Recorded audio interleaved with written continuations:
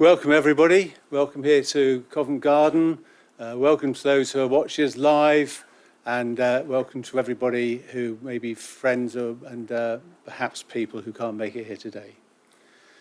My name is Rob Mason, I'm one of the recently appointed trustees for the Friends, so it's my role to introduce Bob later on. First of all, the housekeeping, if I can do that, could we first of all make sure all mobile phones are on vibrate, silent or preferably off.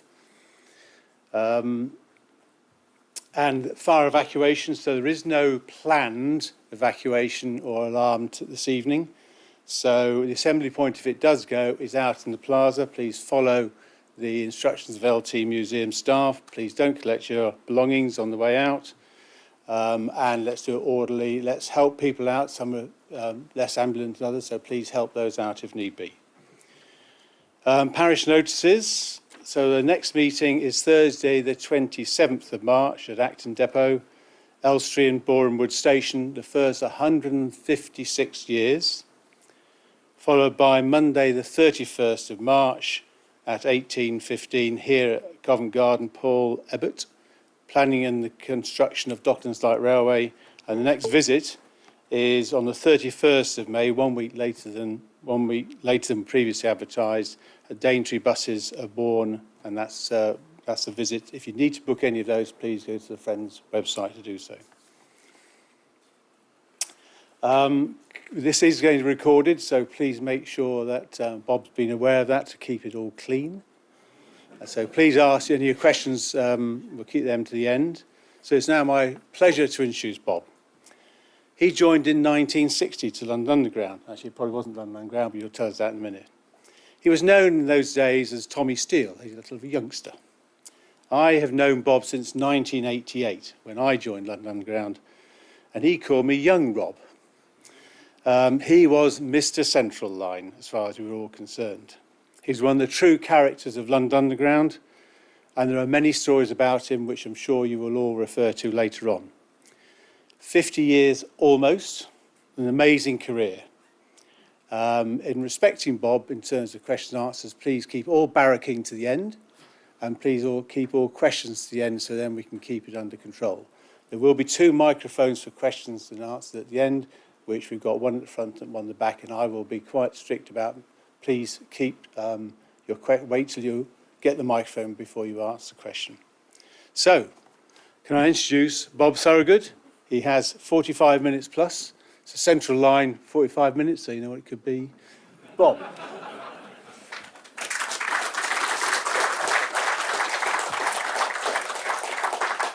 Thank you, Rob. Good to see that he's practicing for his next appointment in the Oval Office of the White House. I remember working with Rob when I was running the train service on the Central Line, and he was in charge of the East London Line, which was part of the organisation then. And I do remember having to remind him on several occasions that Hamleys had more trains to look after than he did. So, this is me, from signal box boy to general manager in 49 years odd.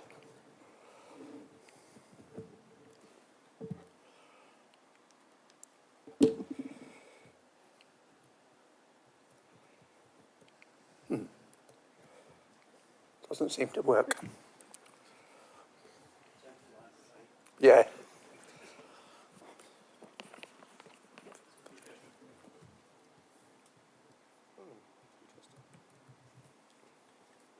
Nobody panic.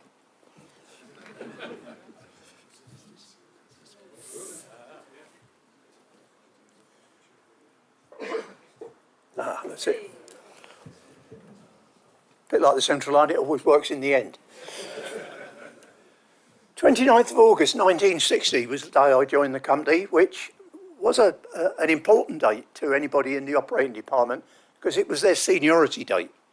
And from that, decided if and when you got promotion and how long it would take to move up the greasy pole towards the top. Like most people at the time, I never intended to work for London Transport or the Underground. In fact, I'd done a 3-year technical apprenticeship in farming, and I actually had got a farm apprenticeship ready with Surrey County Council. But that didn't start until the January. And of course I left school in the July. So I had to find something to do between those two dates. And I had a friend who worked on the underground then, who said, well, why not come on the underground? He said, it's all right for a few months. It'll tide you over between one and the other. And that's what I did. And of course, we are talking about days when it was very easy to get jobs. There were 5 or 6 or 7 or 8 or 10 jobs for everybody that wanted them. And that was particularly true of the underground, which was at the time very short of staff. So I joined on the 29th of August 1960 and started off at the training centre, which was then housed at Lambeth North. It was housed in some accommodation next to the station at Lambeth North, which consisted of some small offices at sort of street level, and then a lot of dungeons almost at lower level, which acted as classrooms. The class I was in consisted of 3 signal box boys, of which I was one, and about 29 to 30 people who had actually arrived in the country the week before from the Caribbean. Because at that time we were recruiting a lot of people directly from the Caribbean. And really the only talk I remember from that date was when one of the high commissioners of one of the Caribbean states came to talk to the new entrants and warned them of all sorts of nasty things that would happen to them if they didn't pay back the money that they'd been loaned to get across here, and if they sort of disappeared. So that really was the opening. From there, and after a very brief 2 weeks, I then started as a signal box boy. Now, signal box boys, and I do stress the boy because the organisation then was almost completely male dominated. If you were in the operating department, you had to be male. The only people that worked in the department that were female were mostly in office jobs. There were 1 or 2 stations which accepted women, but they were few and far between. And certainly no women were ever employed on a station that had public toilets, which just shows the attitude in those days. A signal box boy, the role they take is to record the times of the trains as they pass the location. Now, Aldgate was a fairly big signal cabin. It was positioned above the end of the platform at Aldgate, and it controlled both the junction into Aldgate station itself, round the curve towards Aldgate East, and then on the other side, it controlled the district line and also the entry to the other circle line from there. So there were always 2 signalmen on duty and 2 box boys, one booking the Met trains and one booking the district trains. There were lots of fun and games, I have to say, in those days with the signalmen. One of the favourites, because you sat on rather high stalls to book the trains, one of the favourites was as you were sitting there, tea would be poured on the seat behind. And I had to spend many days explaining to my mother why my underpants were stained in tea most times. But it was a very busy life, but a good one, a good grounding. And of course, as I said, lots of fun and games.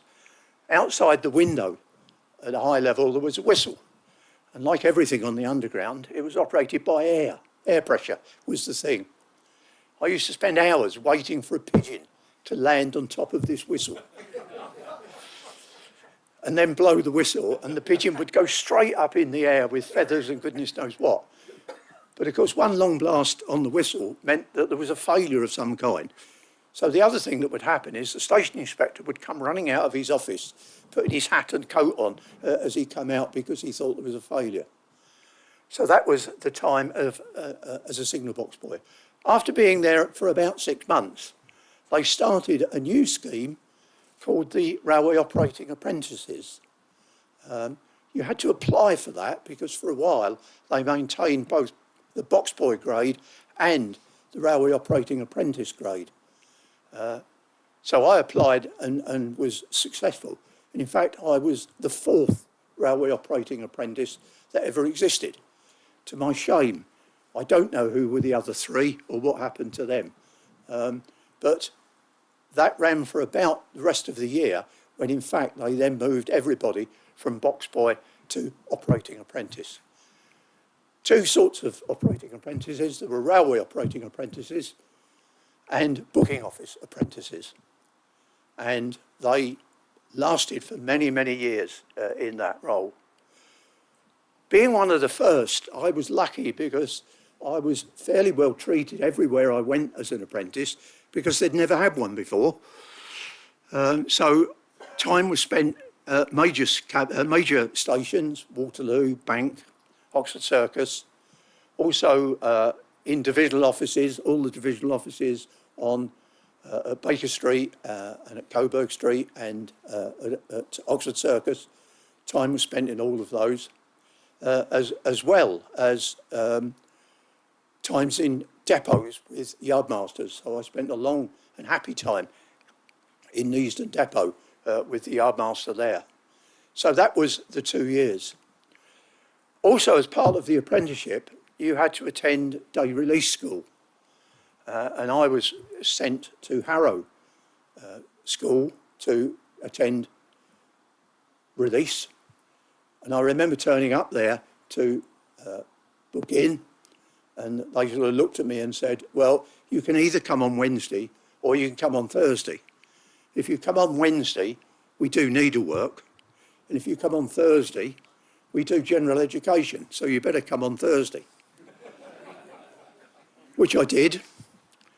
And I was in a class with 3 telegram boys from the GPO and about 15 or 16 trainee nurses. It really was beyond belief. And I fought very hard to stay there. But when you were 18, that was it. On the day you were 18, everything changed because you were then able to go into the adult grades. So day release stopped, the apprenticeship stopped, which was a shame really, because I was about 2 months away from taking the exams, which might have been worth something, but they stopped it completely.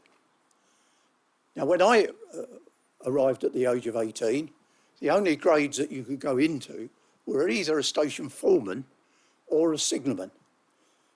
You were not allowed onto the train grades then until you were 20. So I went out as a signalman. In fact, I went out as a porter signalman.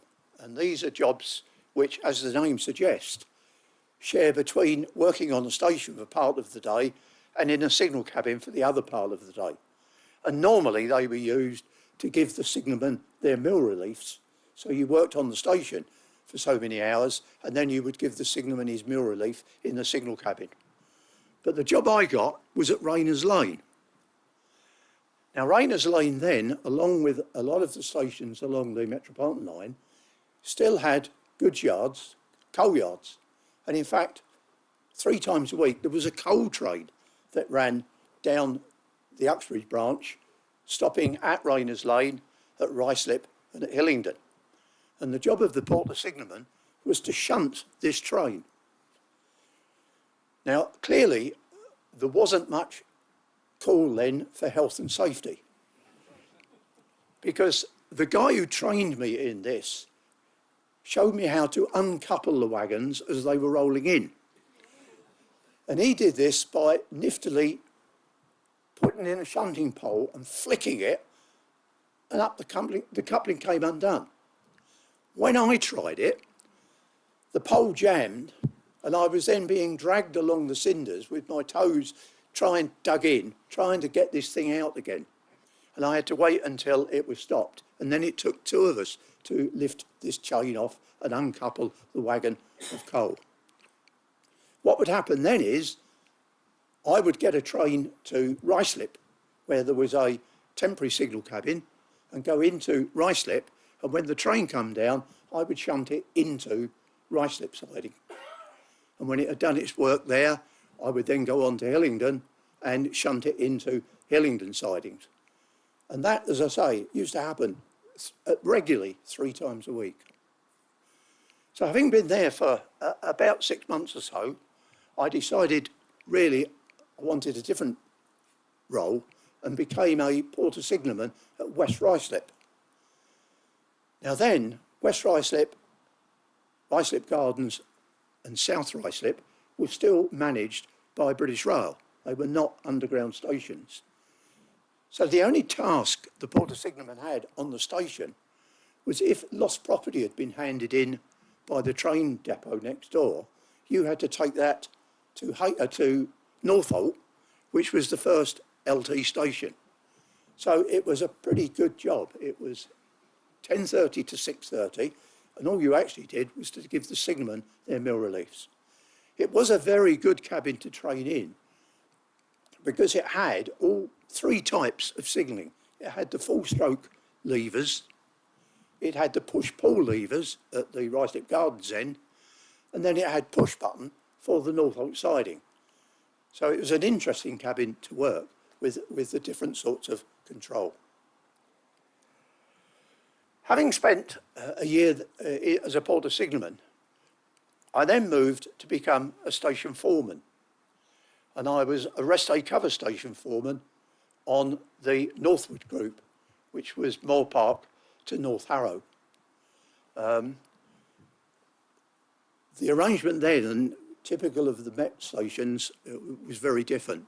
The staffing was beyond belief, even at what were fairly small stations, in that you would get a foreman early and late turn and a station master on middle turn, plus ticket collectors early, middle and late, booking clerks early, middle and late, a chief clerk and cleaning staff.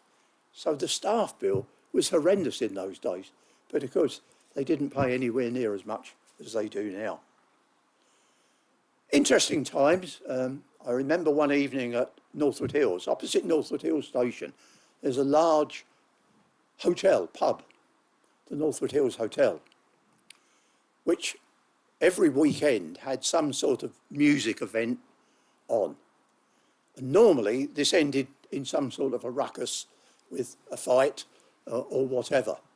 And I remember standing outside the station watching this particular night, and I saw a window open and somebody get out the window and crawl away. And it was only later that I found that was actually Elton John.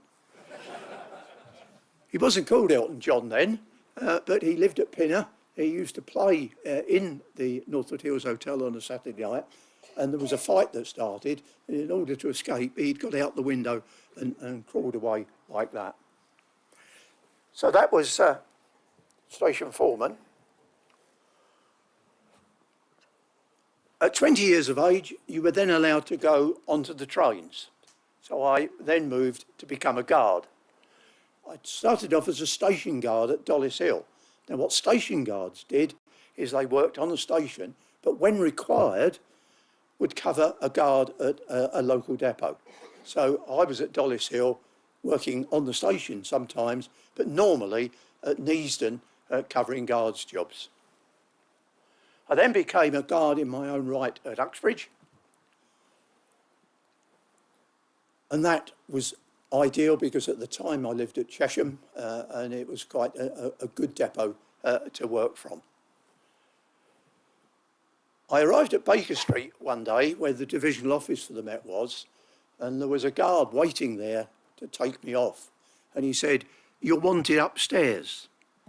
Now that was really, in those days, the fear of death, because to be called upstairs was really difficult.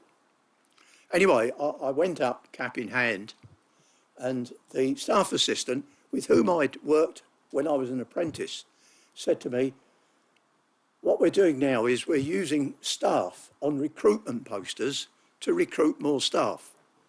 And we'd like you to do a recruitment poster for a guard." To which I said, "Well, no, I'm not too keen on that," I said, "because all my mates will laugh at me." So he said, "Well, it's worth 11 guineas Well, 11 guineas was, in those days, about almost a week's wages. So I signed. I don't know what I was signing, but whatever it was has allowed them to use this picture ever since. And in fact, still in places in this building, there is a picture of me as a guard on a recruitment poster all that time ago. And I'm not sure how many people got recruited by it, but it seemed to be the way that they did it. From there, I qualified as a motorman, and I was still only 21, which actually shows the benefit of starting as early as I did, because my seniority allowed me to go up and train as a motorman straight away. And in fact, I was a motorman before I was 21, which was amazing in those days. But you started off as a guard motorman, which meant that you worked as a guard sometimes, but when they were short of motormen, you then took over and did a motorman's role. In order to get to the top level of motorman, and there were 3 levels, you had to do a number of driving days. So every day you did driving worked towards your driving days. But there was a most complicated process managed by the trade unions, which meant that if anybody who was junior to you in seniority had done a driving day on any other line, then it counted for you as well. And there used to be one day a year called Adjustment Day, when the trade unions got together and sorted all this out. Goodness knows how. Anyway, I then became a fully fledged motorman, but in order to get the job, you had to, in those days, travel to wherever there was a vacancy. Now, at the time, the vacancies were at Hammersmith Met. This was the depot at Hammersmith that used to operate the trains that worked between there and Barking, and sometimes around the circle. Now, as I said, I lived at Chesham. Hammersmith Met was not a popular depot, mainly because of the turns of duty. There were only 8 early turns, of which 6 booked on before 6 o'clock in the morning. The first one was 4:19, starting time. There were 8 late turns, of which 6 of them booked off after the staff train had gone, which was good planning. So very few people, if any, wanted to work at Hammersmith, which is why you got a job there. So it meant for me driving from Chesham each day to Hammersmith while I was there, which luckily wasn't too long, because I then fairly quickly moved back to Baker Street and then back to Uxbridge as a full-time motorman. So it was time to start out of the line of promotion, because I worked out that in order to get Rob's job, even though he was still at school, would take forever, because certainly in those days to become a station manager or a yardmaster was probably 20 or 30 years service. Anyway, out of the normal line of promotion, and I started off as a railway instructor at the fairly new then White City Training Centre, which is roughly where the Central Line control centre is now, which is underneath the shopping centre between White City and Shepherd's Bush. When I joined as an instructor, there were 8 instructors altogether, 5 who were from ex-trains and 3 ex-ticket office. There was then a 3-year limit on the time that you could be an instructor, on, I think, the very sensible idea that what they wanted was people who actually understood the operation of the time, and therefore they didn't want instructors to go in there and last forever inside the training centre. So it was only 3 years as a term. But because they were so short and so it was so difficult to get instructors, that in fact was increased to 5 years not long after. While I was an instructor, we started the Duke of Edinburgh's award scheme for the apprentices, for the Railway Operating and Booking Officers Apprentice. We tried several attempts to sort of get these lads and lasses, as there were a few lasses then, into the idea of working as a team and relying and coping with the problems of life.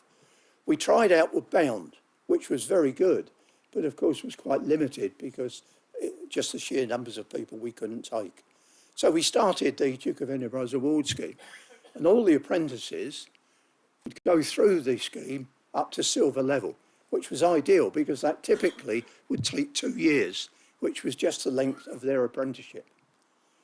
And the instructors and a fair number of the senior staff were involved in working with this, mostly in the expedition section, of which there was part of that, and the lads had to work and carry all the stuff they needed for 30 miles across Dartmoor, Exmoor and the New Forest, and learn, hopefully, how heavy a pack can be.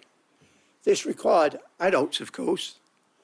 And my good friend Nick and I spent many happy hours on Dartmoor and Exmoor with the apprentices. I must say, given how hairy it was at times, we never completely lost anyone. We did mislay a few, but we never actually lost any apprentice, which was quite handy. And in fact, there was only ever one serious incident when one of them managed to step out in front of a car on Exmoor and get knocked over. But other than that, we managed to get through fairly unscathed. As my time approached its end at the training centre, and this is a time when we were recruiting masses amount of people. There were 50 or 60 new entrants every week. There were 2 or 3 new entrant classes run every week. We examined staff on a Sunday, and one year I actually worked 50 Sundays out of 52, qualifying, examining staff. So we were hugely busy at that time, and really the Underground struggled to keep going in spite of the staff shortages. At the end of my time as an instructor, and most instructors would then move on to become area managers. And there were 2 ways to get into the area manager scheme. There was what was called the panel scheme, the panel area manager, which were people who were brought on, were taken into various lines and trained, and then eventually, when they were deemed to be good enough, were to come out as area managers. There was also the 2-year A scheme training, a 2-year training scheme for managers. Now, this was interesting, in fact, because it was started after the First World War.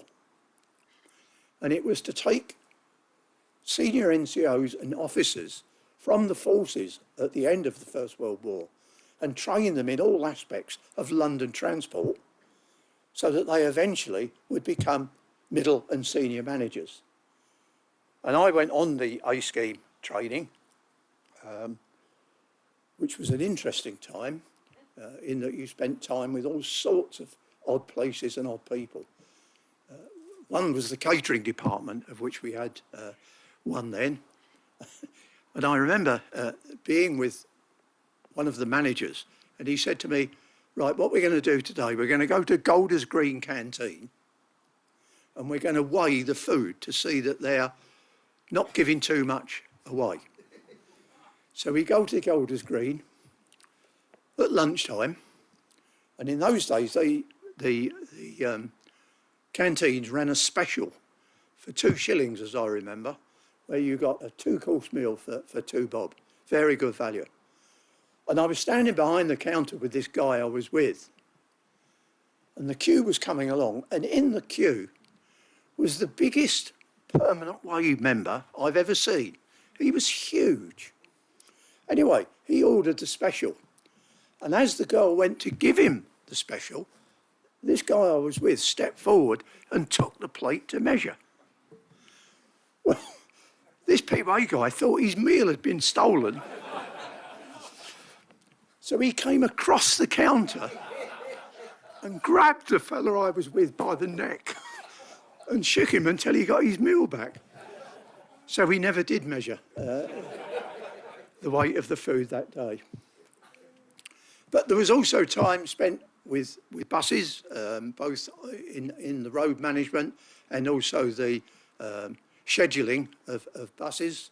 I remember spending a very happy day at Epsom Racecourse when the Derby was on with the bus inspector. I don't think we saw a bus all day, but it was very good there. And bus scheduling was really something to get your head round and very difficult to understand how they did it. There was time at Lots Road, because we still had Lots Road power generation then. In fact, all aspects of London transport. One of the key ones for people who were in the railway operating department was to spend time with our duty sheet and timetabling office.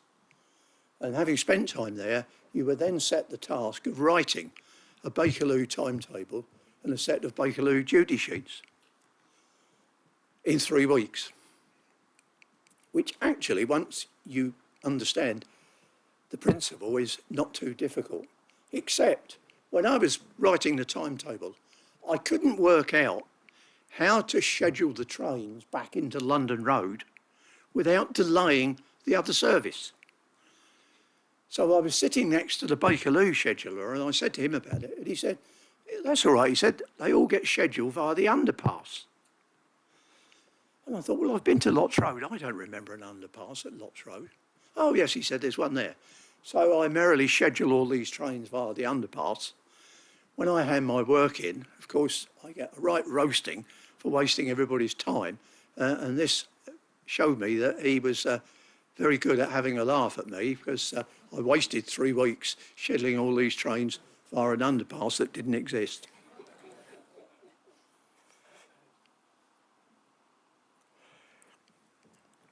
From the 2-year scheme, I then spent time on most underground lines as an area manager, but I ended up as an area manager on the Central line. And then you had 3 offices, one at White City, one at Oxford Circus, and one at Leytonstone. I recall being late turn at Leytonstone one day, and when I arrived, the traffic manager said to me, could you have a look at train so-and-so and so-and-so last night? When it stabled in Loughton Sidings, in one of the carriages was covered in horse manure. He said, so I can't understand, can you find out what went on? Anyway, I looked to see which crew were on this, and it was a Loughton crew. So I phoned the station manager at Loughton and said, can I speak to Jones and Bloggs? And he said, oh, well, they're rest day today. He said, why, what was the problem? So I said to him, when they stabled their train last night, one of the carriages had horse manure all over it. Oh, he said, that's strange, he said, because when I arrived at work today, the ticket collector said to me, oh, you missed all the fun last night, Gov. Off the so-and-so Epping train came a man, a woman and a Shetland pony. Anyway, what had actually happened was one of the people from Stratford had got into an argument over some money that he was owed with this other person.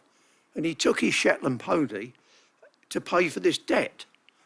And they'd actually taken this Shetland pony up at Stratford, which of course was a main line station, staffed by main line staff, who obviously didn't think it was that unusual to let a pony through,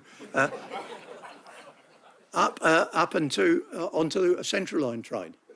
I was explaining this story to the staff at Leytonstone, and a guard said to me, oh, he said, I was on the train in front of that. He said, and I saw the pony coming up the stairs. I said, well, didn't you report it to anybody? He said, no, I thought it was going to get on the main line.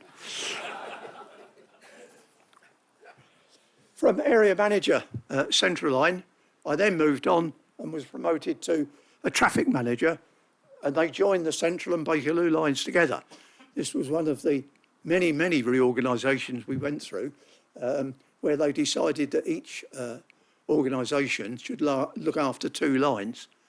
Not really sure why they decided the Central and Bakerloo line were ideal, because, as you know, the only place they meet is at Oxford Circus and don't really have any physical connection at all. But that was interesting times. mainly because the Bakerloo line was horrendously short of staff. And you would have a third of the trains cancelled most days because they simply didn't have enough staff. Weekends were appalling. If there was a cricket match on, you could guarantee that 50% of the staff wouldn't turn up for work. And we were trying to run through that time. So at the time this was going on, of course, we were experiencing a number of attacks from the IRA, who were very keen at the time to leave packages all over the place and phone in with what turned out most of the times to be hoax calls, except one bomb actually went off on the bridge, on the overbridge at Baker Street. So we were all then taken in and warned to be very careful with these things. And the instruction at the time was we weren't to touch anything that looked suspicious until a police officer had attended. Well, one of my colleagues on the Central Line went to Mile End, where there was a brown paper parcel left on the end of the Central Line platform, which of course resulted in the Central Line being suspended. And he said that he stood there for about 20 minutes and eventually a policeman walked down the platform, walked once round this parcel and walked out again and never said anything to him. So he said, what I did is I took the shovel out of the sand bin, covered my coat over my front and hit this parcel with the shovel. So what started off as a 25p tea service went to the lost property office as a 45p.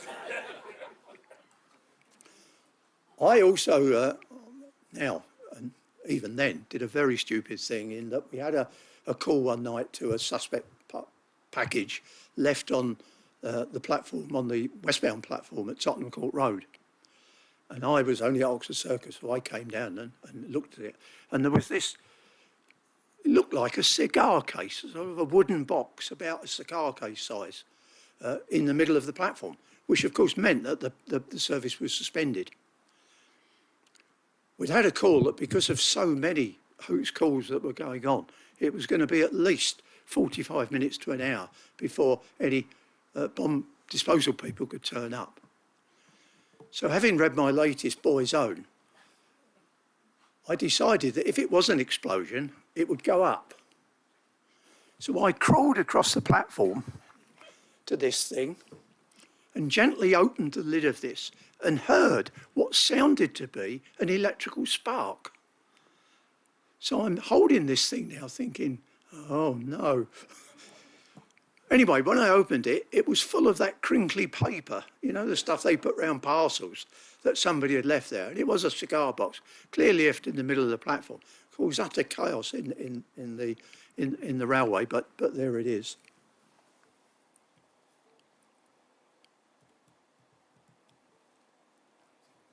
Seems to have gone again. Huh? Okay.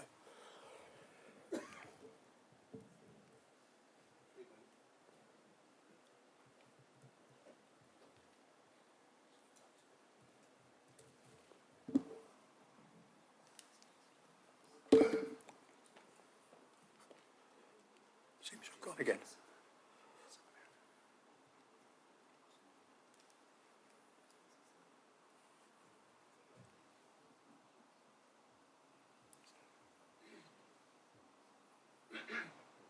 I'll try.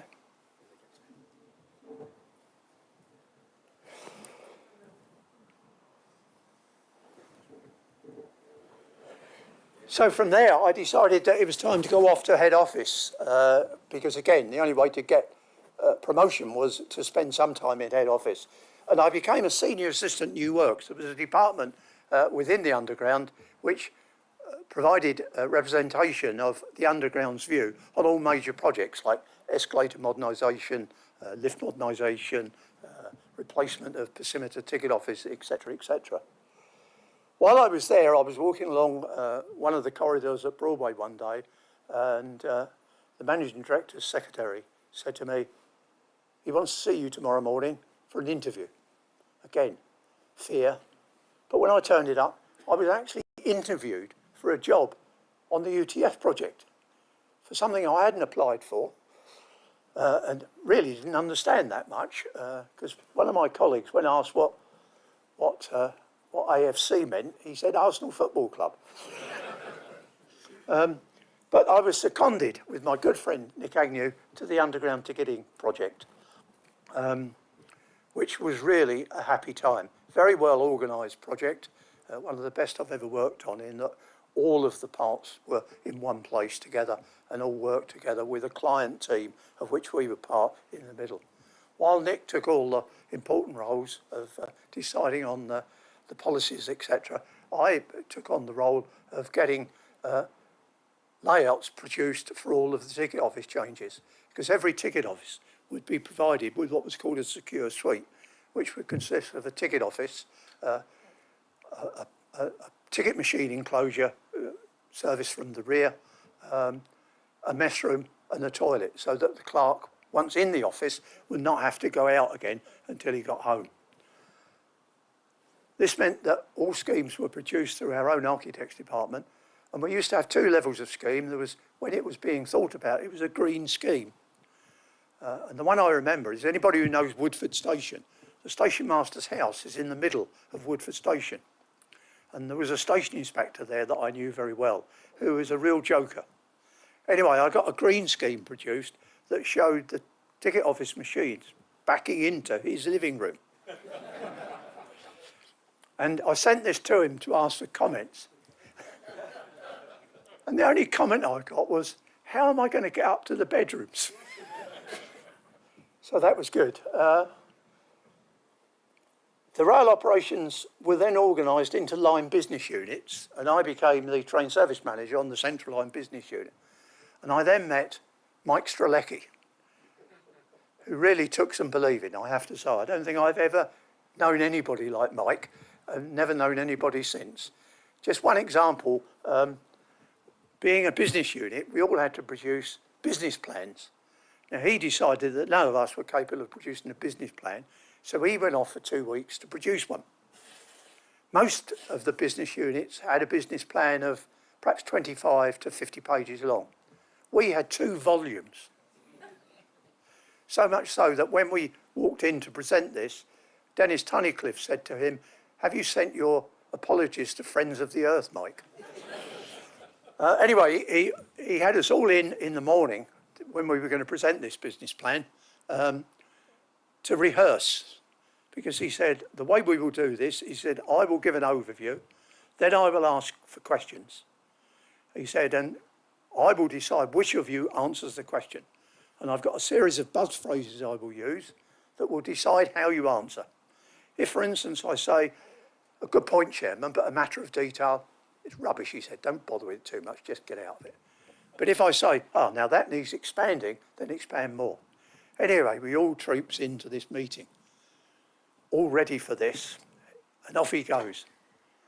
He does an overview, asks for the first question, and we all sort of are rigid, who's going to get the first one? And he answered it. And he answered the second question, and the third question, and the fourth question. And none of us said anything.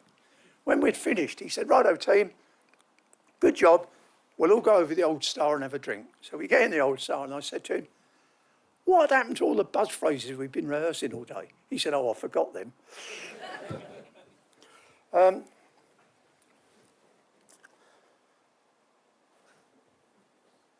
The Central Line project was then brought about. At the time, we operated 2 person-operated trains over a line that regularly suffered from power shortages, and customers were left in the dark most of the peak period as we weren't able to generate enough power to keep them going. And also, we had at the time some 13 line-side signal cabins along the line to control the line. And what we moved to was automatically operated trains with one control centre at Wood Lane. And we did this while we ran the service through it every day, which I think is why I've got white hair. It was really a testing time, and I don't envy any line such as the Piccadilly, who's about to try to do it again. During that, we took over the Waterloo and City line. This was because the contract that was placed for the new Central line trains included 4 units that were to go down to the Waterloo and City line. So it was decided that we would take over that line. Now, while we offered all the staff the QP arrangements to come over to us, nobody other than the signallers in a small signal box at Waterloo came over. And I do remember going down after about 3 months to talk to these guys again and said to him, you know, how is it? And he said to me, he said, it's great. He said, you actually get days off. He said, and you get annual leave. They'd never had it before. At that point, there was another organisation when the organisation was separated into separate trains and station management. I have to say, in my view, this is always a disaster. You should never do that, because what it means is that one part plays off against the other part and it doesn't best serve the customer. However, the good thing of that came out of a grade called the Integration and Implementation Managers, I&IMs. Now, the idea of these was very good. I'm not sure about the title, but the idea of them was very good. It was to take away from the frontline managers all of the things that would typically take up their time, like trade union negotiations, like working with major projects, like business planning. So you had an I&IM, and I was the I&IM major projects. So I dealt with things like the Terminal 5 upgrade, as an example, the introduction of the Connect radio system, and this would allow the frontline managers to deal with the organisation at the front. On call. When I finally retired, I worked out that I'd actually spent 20 years on call in various jobs. I started when UTS started, and I was on call for UTS. I remember one night when the system crashed and corrupted the data. I got a call about 3 o'clock in the morning to tell me this. And I remember saying, oh no, it hasn't corrupted the data, has it? To which my wife, who was laying next to me, just said, corruption. And also, I can remember later when I was on call as a train service manager, I got called into Broadway one night and they phoned me and said, were telling me this story of the boat that had sunk on the Thames. And I'm thinking, oh my God, perhaps it's gone through the top of the Bakerloo or some massive thing. Anyway, eventually the problem was we'd sent all of our emergency crews to help with this, and we'd had a piece of escalator machinery fall off a Central line train as it came round the curves at Shepherd's Bush and buried itself into the tunnel wall, and we couldn't get that out without our emergency crews. Anyway, we eventually saw all this out. And I said to their controller at the end, I said, now, what's going on with this boat? So he said, oh, it's some group of hooray Henrys, he said. And of course, it was the Marchioness that had sunk that night, and we'd sent all of our emergency calls there. Again, another reorganisation where they were organised into line units, and I became the general manager, district line. Now, having worked most of my life on the Central line, on tube lines, going on the district was a bit of a wake-up call, because the district line sort of trundles along. And there were often times I felt the need to shake the thing to try to make it go a bit faster. But of course, it's a complicated railway that has to work in with other railways. And in the end, like most people, I grew to love it. At this time, of course, PPE had appeared on the scene, and Metronet was the company used to look after the district line. When they began to falter, as everybody suggested they were going to, then I was asked to spend some time with Metronet to sort of ease them back into the organisation, because we had to keep the system running throughout. So it was good to be on the other side for once, because I've always wanted to be an engineer. From there, I became head of special projects for what was then the engineering organisation left by Metronet. And the cherry on the cake was in 1977 in the Queen's Birthday Honours List, I was awarded an MBE for services to London Transport. And that is my life.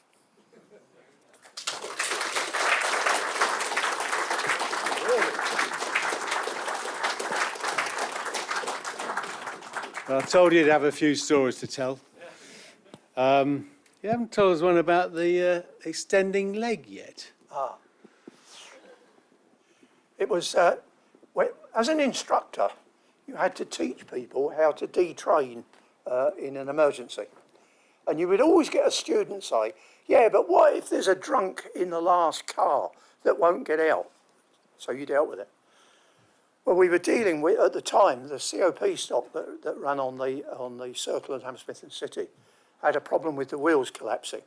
And we had one of these collapse going into Parsons Green. And there was a train stall behind it that was full of customers that we had to get out. So me and the then traffic manager, Jim Winters, walked through this car clearing thing. And lo and behold, in the last car of the last train, there was a drunk who would not wake up. So Jim, who's a large Irishman, said what we'll do is get under his arm and we'll drag him out. So we are dragging him through. And after about the second or third carriage, I look back and his leg is slowly coming out of his trousers. And what it was, he had a false leg, which we would move him about at that. The strap had come undone and his leg was coming out of his trousers. Thank you. Any questions? We can do the barracking now. Any questions for Bob? I'm sure there must be some from Nick or... Oh, come on. You've never been so shy. Yep, okay. Nick. Thanks very much, Bob, for the honourable mention, and thanks for bringing back all sorts of happy memories. I think it's not so much a question as a suggestion, and that is, I think in your retirement, now you've got plenty of time, there's a book waiting to be written about all these, but as always, there'll be certain things that can go in and probably certain things that can't, but it'll be a bestseller, Bob. Yeah, I'm sure.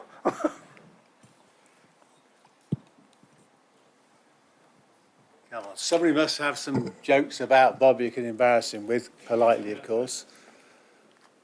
So, Graham, who do you think, what's the quote you remember from Bob? Where's Graham? It was Bob's unique style of dealing with the trades union.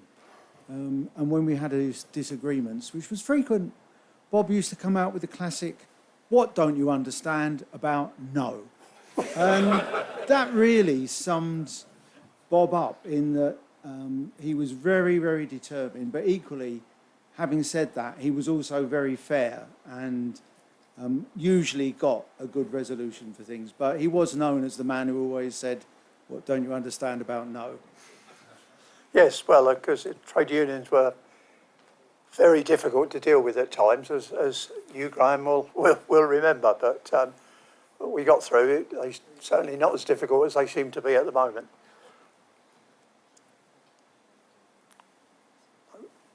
Could say, what a load of old twaddle, but that's one of your other pet phrases, isn't it? No, never said that. I would just say, you know, no, Sunbeam, you're not going to get that.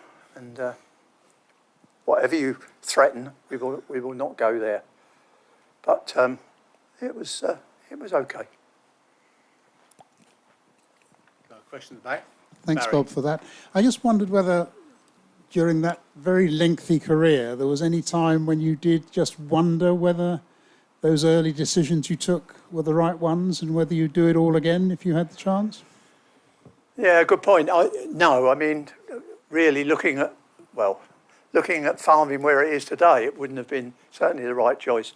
And of course, really with farming, unless the best jobs to get were in one of the big companies that dealt with it, Fison's or one of those. And they, of course, were reserved for the sons of large farmers. So, no, I don't think I ever thought that. In fact, I suppose in a way, I'm lucky I don't ever remember not wanting to get up to go to work. There were good days and there were bad days, but I never thought, no, this is it. I mean, I have to say one of the worst days I ever had was 7/7, because I was in the office at when the bombs went off. I mean, we thought first of all we'd lost power, but when it became obvious what it was, I went to the train that had been blown up between Aldgate and Aldgate East, and there were things there that I should hope I never see again. So no, I don't think I ever regretted it. In fact, I've always rather enjoyed being at work, much to my wife's annoyance.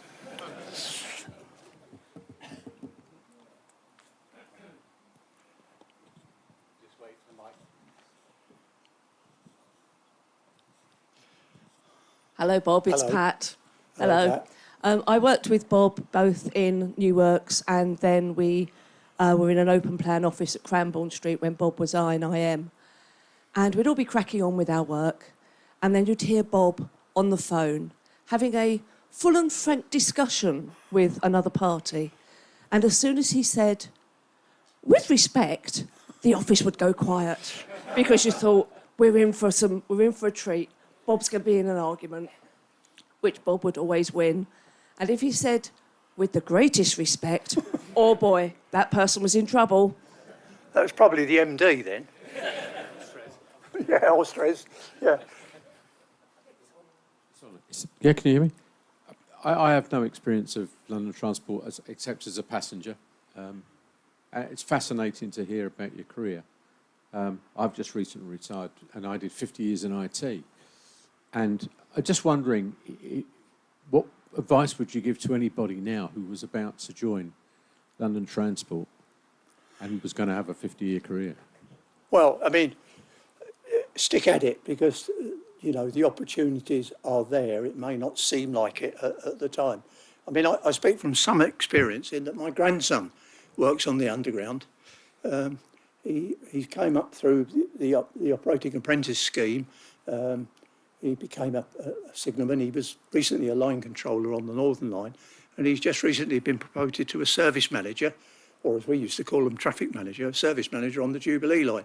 So it does come if you wait, and it's a good career. I remember my father saying, I don't really mind what you do for a job, but get one with a good pension. And it certainly has got that. So, no, I think be prepared to move sideways at times because the route that you plan out is not necessarily the route you will follow. That's certainly true in my case. There were certain things I did that I never thought of doing. I mean, I never thought of going on UTS as a project, but those things come and actually stand you in good stead later on. The Central Line project was difficult at the time, but gave huge amount of information and knowledge of how to manage a major project. So I think stick on it. It's a good company. It's got some of its foibles, but if you learn to work with those, then it really can be worth it. I'm sure you're worth every penny a year pension, mate. Any other questions? One more at the back. Going back that way. Looks like the last one.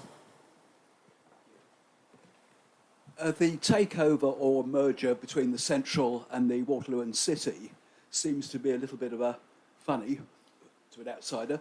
Does it work well in practice?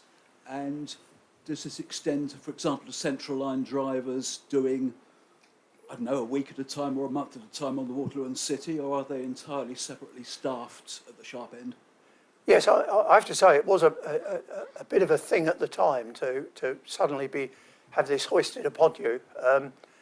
What we did is we staffed it with our own management team that were there permanently, but the train crews that operate it come from Leytonstone, which is the nearest train staff depot. Now, in theory, it works round at Leytonstone, so that if you're at Leytonstone, you will eventually work on the Waterloo and City line.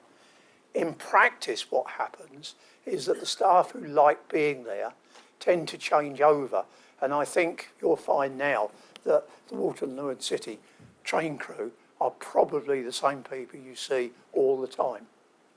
I found it interesting as a line because in the AM peak, it's hugely busy. I mean, I often thought that we must be emptying Surrey because the number of people that travelled on it in the morning compared with the number of people that went back in the evening were quite small. In fact, we had to turn the trains round so quickly that at times people have been known, if they were reading a paper, to be taken back again. But it is, as I say, it's a very difficult line to operate because everything has to be craned in. The trains have to be craned in. It doesn't connect to anywhere. But that's how it worked with Leytonstone crews. Thank you. Well, Bob, I think that's the last question.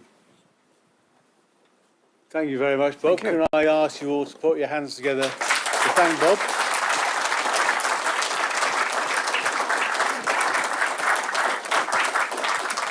He promised us a good laugh, and he's given us a good laugh. So just a reminder, the next meeting here is the 31st of March, the Docklands Light Railway project planning and construction. 18:15, Cubic Room, and please book online as well. But I wish you all a safe trip home. And again, thank you very much to Bob. You made our day. Thank you. You made mine as well.